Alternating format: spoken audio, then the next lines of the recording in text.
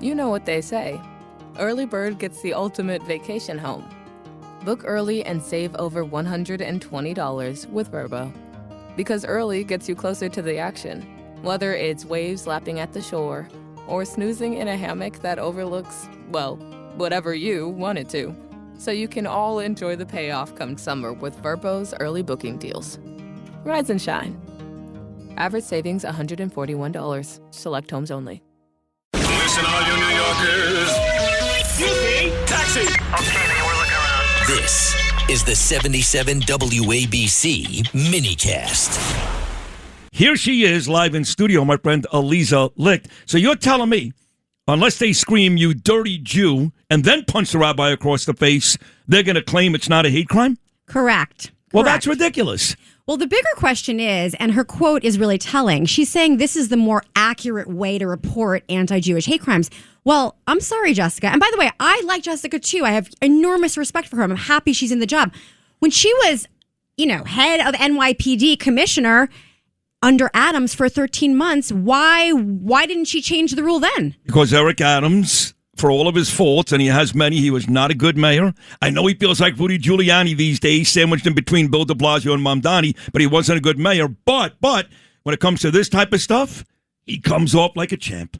Right. So now we have anti-Semitic hate crimes looking like they're decreasing under Mamdani. Well, isn't that convenient?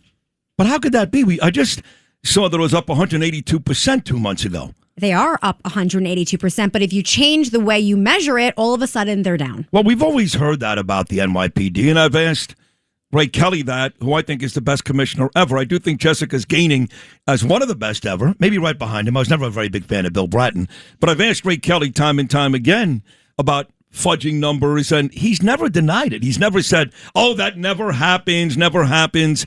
So this doesn't shock me that Mamdani would do something like this to make his administration look better when you know, Aliza, as well as I do, that unless it's a Muslim attacked in the streets, this mayor doesn't care. No, of course not. And listen, it is her job, right? But at the end of the day, there's no reason they can't report both sets of numbers. Report the inbound complaints as one data set, like I said, and then report what's confirmed. And then everyone understanding the definition of what's confirmed.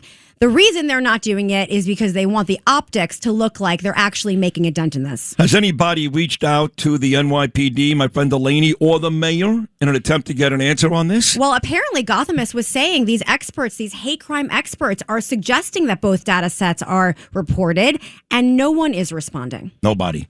And we got a huge holiday coming up on Wednesday with Pesach. I know that I saw all kinds of reports this weekend that security will be up throughout the city, which is great. I do think Jessica goes out of her way to protect the Jewish people, which I love her for that. But they need to be more accurate in what's going on to keep Jewish people safe. Lying does not keep anybody safe. Well, I think it's omission, right? More than lying. And listen, I think Jessica has great intent, and I can't help but think that she's doing this under duress. That's my personal opinion. I think her whole job is under duress. I agree with you. But I think I'm guessing her mentality is she has a better chance of helping us in there than out of there. Yeah, no question. No, she needs to be there. And she convinced me of that. Because you remember, I told you, I met with her way before anybody else. At the time, this is true, she had only talked to her, not even her husband, in fact. She had talked to her kids and her parents. And she met me outside the diner a good month before she even talked to Mamdani. And I said, quit. Run from this guy like the town is on fire. And she said, I can't do it. Yeah. I can't do it. So I commend her like you do. We do need her in the job, but there needs to be more transparency. But I remember talking about diners sitting with you. Yes. And it was, what diner was on the Upper East Side? No, okay, that was two guys, but we had another diner meeting after that. Yes. Right, we had a two guys meeting. We had a New York Luncheonette meeting. Or three guys. Is it two guys or three guys? I can't remember. It was a lot of guys. Either we're trying to figure out what do we do here because we both wanted Curtis. But we're not morons. No, I did not want Curtis. I did, okay. Yes. You're right. I did, you didn't.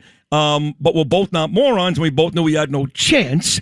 So you were trying to put something together where we can beat Mamdani, which that should have been all that mattered to this city. That should have been it. That's it. Just beat Mamdani. Just like Bruce Blakeman better beat Kathy Hochul. If he doesn't beat Kathy Hochul, you got to leave. You got to leave. That's our only hope is that Bruce wins, and then maybe I'd run for mayor in 29. I'm being completely serious. But you had plans set up in those 2 meetings to beat Mamdani. They did not come to fruition. In fact, that's right. You were mad at Curtis back then.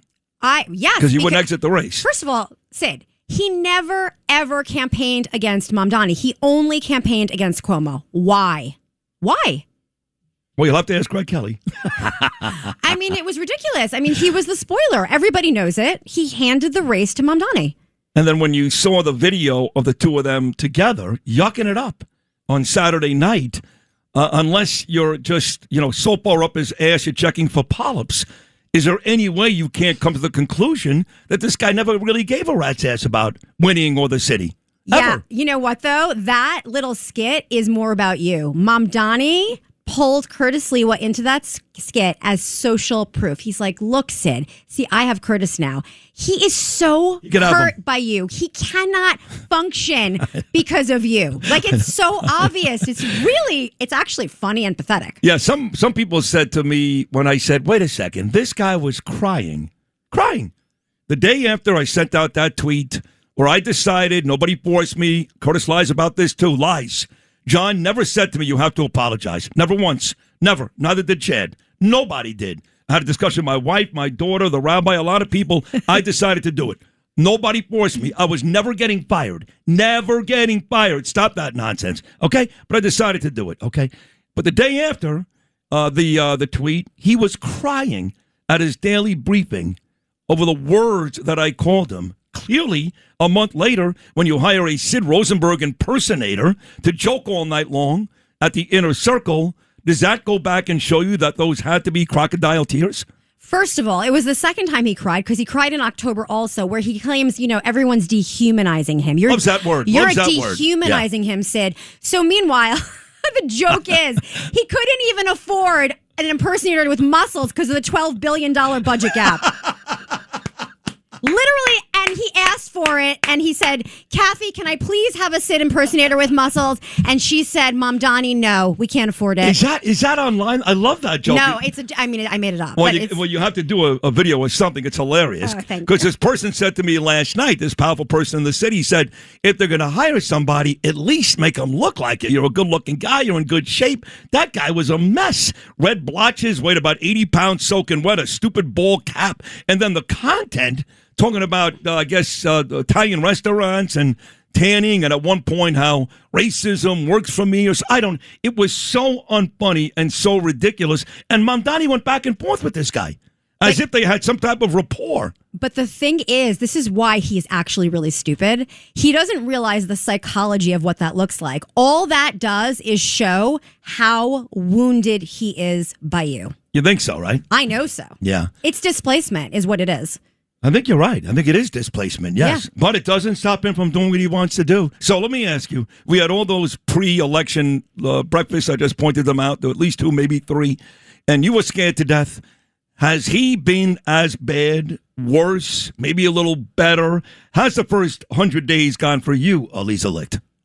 Sid, what do you mean? 100 days, more alarming than we thought, because faster than we thought. Day 1, removing the executive orders that protect the Jewish community. That was his first order of business, getting rid of the definition of anti-Semitism and the anti-BDS laws. I mean, he didn't waste a second. No, he really didn't. But at least his wife is nice. And, nice, right. Yeah.